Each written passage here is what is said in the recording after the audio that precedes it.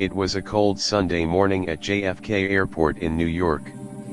Travelers rushed between terminals, coffee in one hand, boarding passes in the other. Among them stood a poor young woman, maybe in her early 20s, wearing a faded denim jacket and clutching a small backpack to her chest. Her name was Lila. She was deaf and alone. She had saved for months working at a diner to buy a cheap ticket to California, where she hoped to start a new life and join a charity that helped kids with hearing loss. But fate, as always, had other plans. Scene 1. The signal. Soft suspenseful music fades in.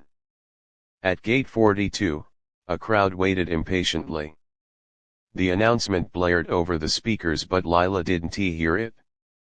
She only watched lips, reading people's movements. Suddenly, she looked uneasy, her breathing quickened. Her lips parted, as if to say something, but no sound came. Her hands trembled as she tried to gesture for help, signing in American Sign Language, but no one understood. People just walked past. A businessman talking on his phone brushed her shoulder. A mother pulling her toddler barely looked up. And that's when a little girl, maybe 7 or 8, stopped. Her name was Emma. She was holding a pink teddy bear and looking curiously at the strange hand movements the young woman was making. Scene 2. The moment of recognition. Emma's soft voice, "Mommy, that girl's trying to say something."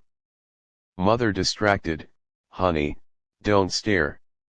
She's fine." But Emma didn't listen. She stepped closer, her curious eyes wide. "Emma, hi. Are you okay?" Lila looked up, relief flickered across her face. She quickly pointed to her throat, then her ears, shaking her head. Emma understood immediately. She couldn't speak or hear. So, Emma did something amazing. She put her teddy bear down and began to move her hands slowly, not perfectly, but clearly.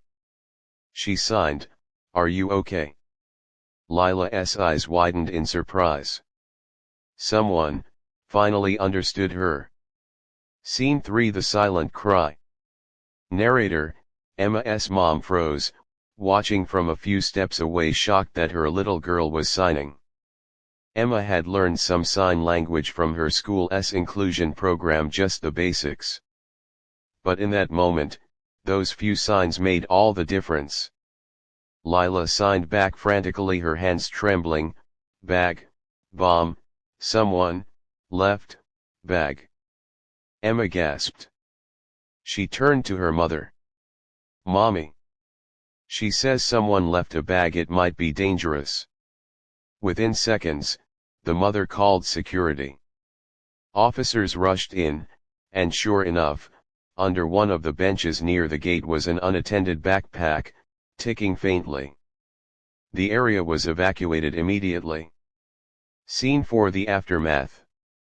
Tense music fades to soft emotional piano. After the chaos settled, the police confirmed it wasn't just an abandoned bag. It contained explosives set on a timer.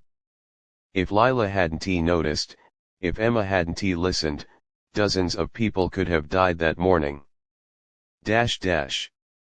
Scene 5. The connection. Hours later, in a quiet corner of the terminal, Emma and Lila sat together, wrapped in airport blankets. Lila's eyes shimmered with tears.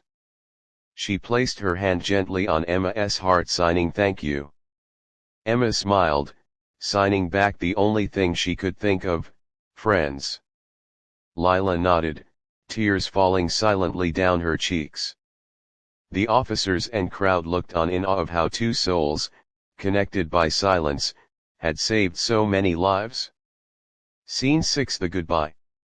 As the sun rose outside the glass windows, Emma and her mother got ready for their flight. Before boarding, Emma ran back one last time and hugged Lila tightly.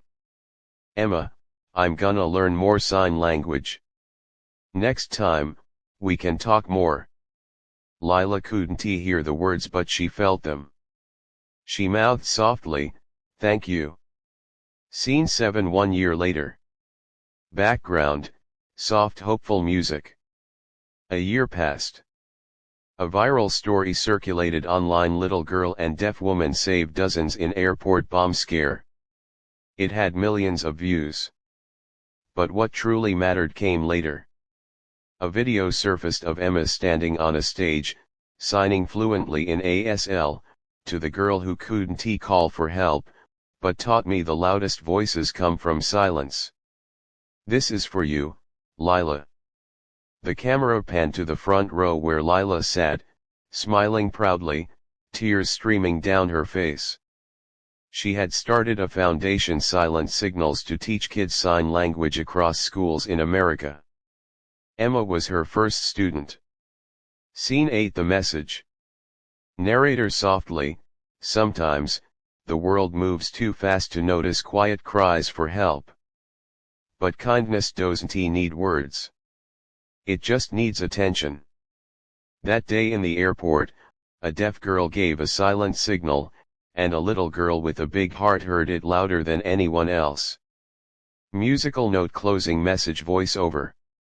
Listen not just with your ears, but with your heart.